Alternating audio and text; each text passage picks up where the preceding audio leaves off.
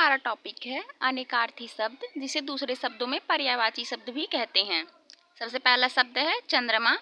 चंद्रमा का अर्थ शशि, चांद, चंद्र या सुधांशु भी होता है। अग्नि, अग्नि का अर्थ आग, पावक तथा अनल। खल, खल का अर्थ दुष्ट, दुर्जन तथा अधम। आगे काम, काम का अर्थ कामना, सौंदर्य का देवता, इच्छा या वासना। कुल, कुल का अर्थ होता है समस्त, वंश या केवल। आगे केतु, केतु का अर्थ होता है ध्वजा, एक ग्रह का नाम, और पुच्छल तारा का नाम भी केतु होता है। केतु का अर्थ पुच्छल तारा भी होता है।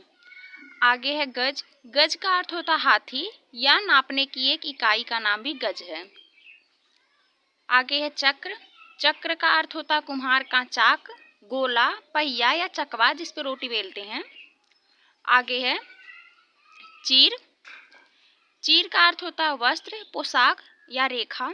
आगे है छंद, छंद का अर्थ होता है पद, इच्छा, मत या कार्य। आगे है जलद, जलद का अर्थ होता है बादल।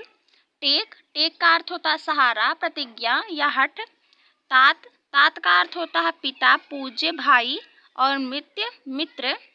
आगे है दाम, दाम का अर्थ होता है मूल्य या धन। आगे है नाक, नाक का अर्थ होता है नासिका, स्वर्ग तथा आकाश। आगे है पद, पद का अर्थ होता है पैदल, स्थान, अधिकार या छंद का एक चरण होता है। आगे है फल, फल का अर्थ होता है लाभ, परिणाम या किसी वृक्ष का फल।